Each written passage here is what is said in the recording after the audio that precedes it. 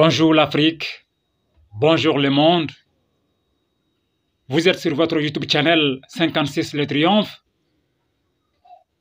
Eh bien, dans cette vidéo, nous parlons du deuxième épisode. Deuxième épisode de l'histoire du peuple noir et de façon spécifique. Deuxième épisode de l'histoire de la grande famille Traoré. Oui, nous sommes sur l'histoire de la grande famille Traoré ou du patronyme Traoré. Mesdames et messieurs, c'est votre serviteur le guide Koulibaly depuis Dabou. Eh bien, le passé est le miroir du présent. Et j'ai l'habitude de le dire, le présent aussi doit permettre au futur d'exister.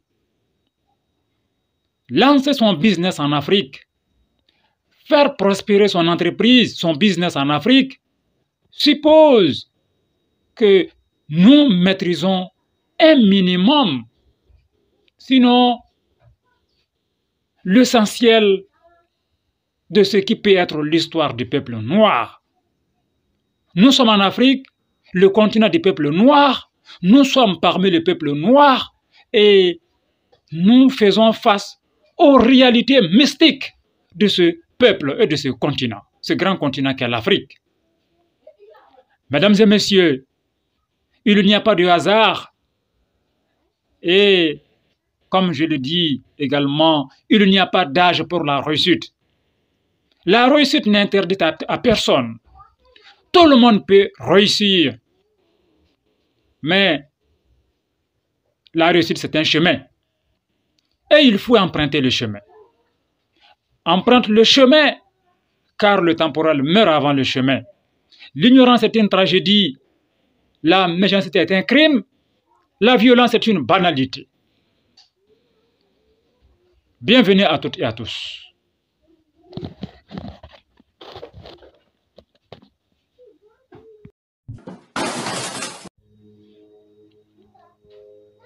Deuxième épisode de l'histoire de la grande famille Traoré. Deuxième épisode de l'histoire de la grande famille Traoré. Origine et évolution. Ibrahim ou Abraham, selon les Bibles classiques actuelles, aura deux situations de taille à gérer. La première situation, en Namroud ou Nimrod, selon les Bibles classiques actuelles, le père d'Abraham va renoncer définitivement à la foi islamique et à sa fonction de calife général, commandeur des croyants. Oui, en Namroud, le père d'Abraham va renoncer définitivement à la foi islamique et à sa fonction de calife général, commandeur des croyants. Pourquoi? C'est la question qui se pose. Eh bien, il s'est laissé corrompre par le pouvoir. Nous le savons, le pouvoir absolu corrompt absolument. Alors, ayant renoncé à la foi, qui est la plus grande richesse qu'un être humain peut avoir, le père d'Abraham est devenu très orgueilleux, arrogant, jusqu'à réclamer le titre de Dieu le Créateur. Devant une telle situation, comment le fils, croyant et messager de Dieu, doit-il se comporter? Là,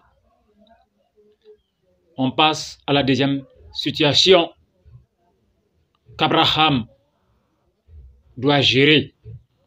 Deuxième situation, la difficulté à faire preuve de patience et de sagesse devant l'infertilité de sa femme Sarata ou Sarah selon les Bibles classiques actuelles. Eh bien, l'infertilité prolongée de Sarah était en même temps une épreuve et un enseignement spirituel. Avant de continuer, je vous rappelle que Abraham, ses femmes, Sarah et Hajara, ou Agar, selon les Bibles classiques actuelles, sont tous noirs. Le père d'Abraham, ses oncles, ses grands-parents, y compris Nabi Nuh ou Noé, selon les Bibles classiques actuelles, ils sont tous noirs, ils sont tous initiés. Oui, ce sont tous des initiés.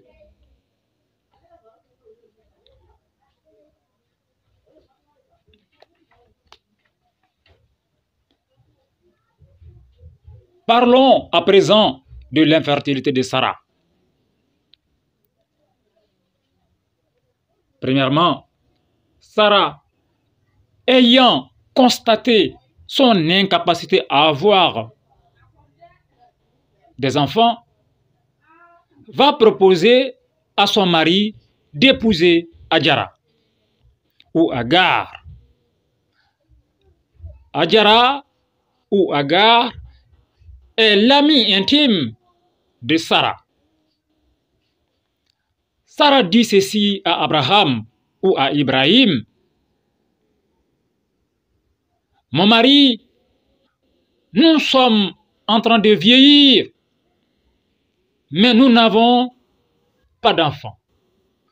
Nous n'arrivons pas à enfanter. Hajara est mon amie intime. Elle est belle, elle est jeune, elle est très sage.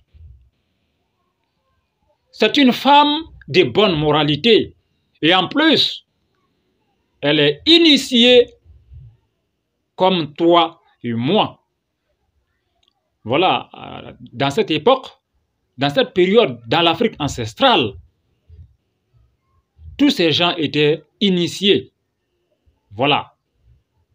Ils étaient tous des initiés. Donc, elle est initiée comme toi et moi. Elle a toutes les qualités requises pour vivre avec nous en toute symbiose. Je voudrais que tu l'épouses. Peut-être Dieu passera par elle pour nous donner une descendance. Alors, Abraham va épouser Hajara ou Agar selon les Bibles classiques actuelles. Et ensemble, les deux auront un enfant qui portera le nom Ismaël ou Ismaël. Voilà. Deuxièmement, Sarah aussi aura à son tour un enfant, donc un garçon, appelé Isiaka ou Isaac, selon les Bibles actuelles classiques. En ce moment, Sang ou Abraham a 120 ans. Sang, c'est le nom d'Abraham dans l'Afrique ancestrale. Voilà, quand il est venu dans ce monde, c'est le nom que son père lui a donné, Sang. Voilà, si vous voulez, Sang ou Sango, même chose, c'est la même chose. Donc, Sang avait 120 ans. Sarah avait 90 ans. Voilà. Donc, quand Sarah et Abraham ont eu Isaac, Abraham avait en ce moment 120 ans et Sarah avait 90 ans.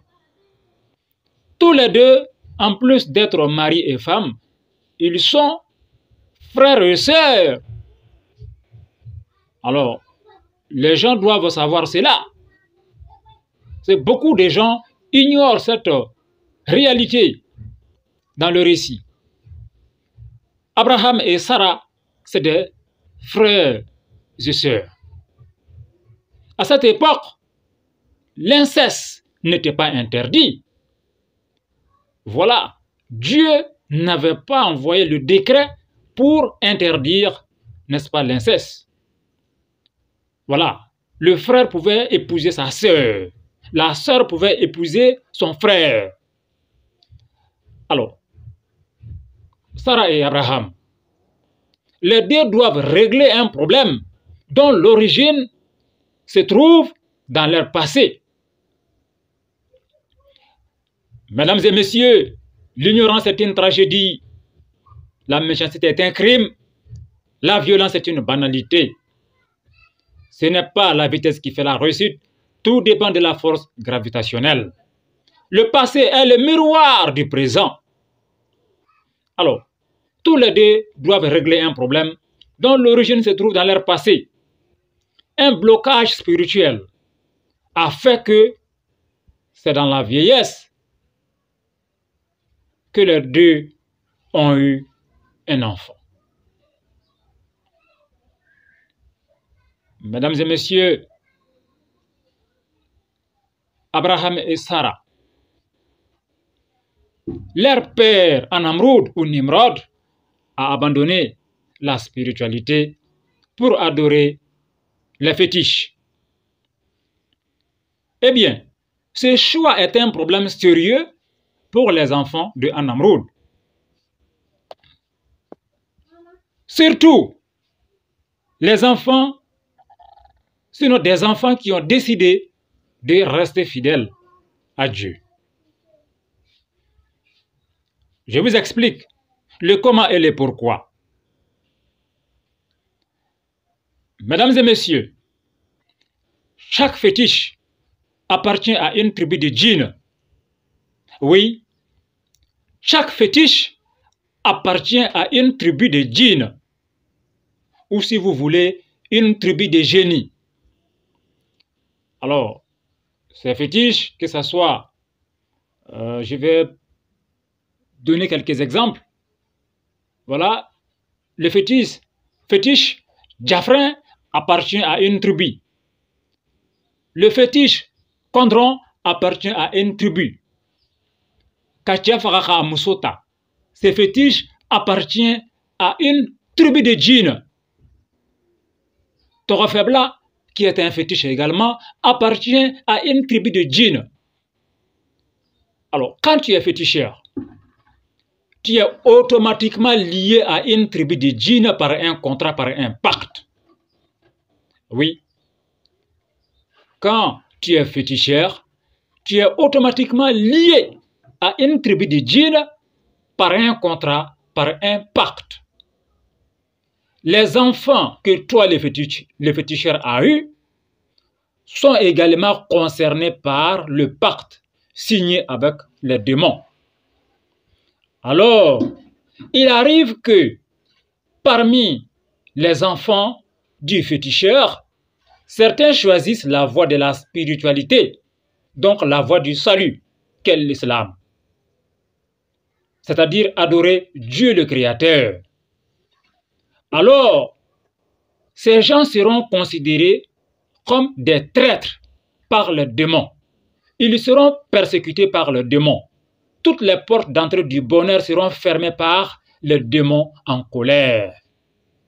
Eh bien, mesdames et messieurs, c'est ce genre de blocage spirituel qui brise la carrière de beaucoup de gens. Pour en savoir davantage, je vous invite à regarder la vidéo intitulée « How to Think in Life Part 1 ».